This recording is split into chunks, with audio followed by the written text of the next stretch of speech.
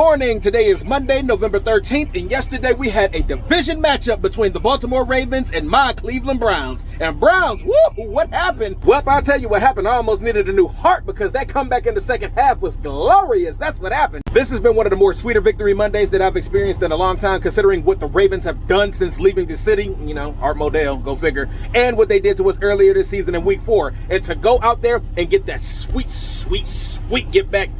Wow, magnificent. That's what happened. Dustin Hopkins got to be the baddest kicker in the league right now because bro was carrying us in that first half, and he has been carrying us for weeks. That's what happened. I ain't gonna lie, on that second play of the opening drive when Kyle Hamilton had that pick six and he just walked it in so casually, I was like, ooh, this ain't gonna be good. That's what happened. I don't know what it is about these division games, especially when it comes down to the Ravens and the Steelers, but we always end up coming out flat, and the Browns always look like they're playing scared, even if we're the better team. The same thing happened in week 2 against the Steelers, and the same thing happened yesterday in that first half. That was an ugly, scared half of football. That's what happened. The only ones that kept us in that game in that first half was our kicker. He's always on point, and our defense doing the best they can to hold them down to 17 points. Them was the only ones that showed up in that first half. That's what happened. Same exact thing happened in week 4, but our offense just could not get the ball rolling, and we ended up walking away with a loss during that time. But it wasn't the same this time. That's what happened. It's amazing how much of a difference one player can make. During that week 4 game, we had DTR. He's inexperienced. He couldn't get the ball rolling. Not his fault. He was thrown into a situation he wasn't ready for, but it wasn't the same this time. This time, we had our $230 million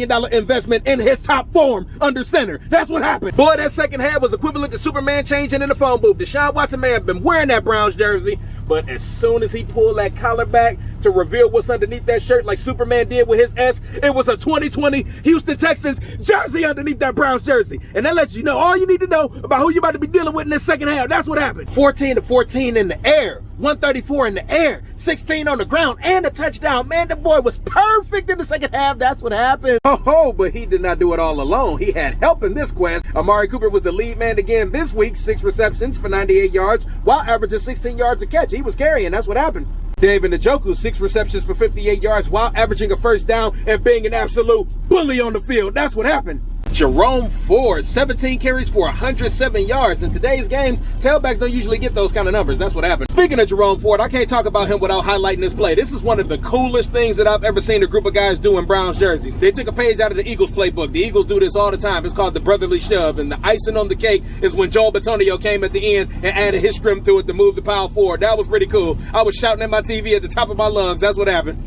D. Watson, Kareem Hunt, and Elijah Moore all chipped in to get us them tutties on offense. That's what happened. I think it's safe to say that Deshaun Watson's rotator cuff injury is in better condition right now, but did I mention that he went out there and put on that second half performance on a busted ankle? That's what happened. Defense, y'all already know what I'm about to say. The usual suspects. You guys bought out as usual. That's what happened. The usual suspects, Carl Moore, Zadarius Smith, Myles Garrett, Greg Newsome all chipped in for sacks on Lamar Jackson. Mike Ford had an interception that changed the game. And in my opinion, the best play of the game, Greg Newsome with that game-saving pick 6 that put us back in the game and set us up for the game-winning field goal. Congratulations. Thank you, son. That's what happened. Kevin Stefanski still thinks he's a mediocre coach that inherited a great, phenomenal team, and I'm still not sold on him on an offensive play caller, but whatever you did to motivate them boys to come out and play like that in the second half, keep it up. That's what happened. All in all, this was a tale of 2 wildly opposite halves and a group effort to bring this one home. First half, I got to give credit to Dustin Hopkins and the defense for keeping us alive. The second half, the whole unit showed up and showed out. That's what happened. Hats off to the Ravens, too. They didn't play bad football. Lamar was 13-23 for 223, and he had a touchdown and 2 interceptions, so thank the lucky stars for that.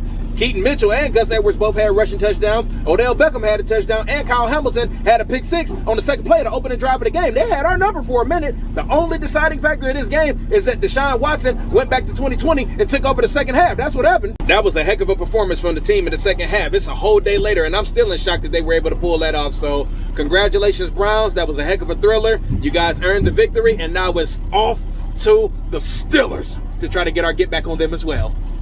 That's what happened. Tonight, we have a Monday night matchup between the Broncos and the Bills, but I don't know if I'm going to cover that one. I actually got into a couple of debates yesterday on whether Kevin Stefanski was actually a good coach or whether he was a mediocre coach that inherited a great team. And those debates were actually pretty interesting, and I think I might want to share my feelings on that a little bit more. So I may make a video on that, I may not, or I may cover the Monday night game. So I'll decide tonight, when the time comes. But until then, catch you guys later.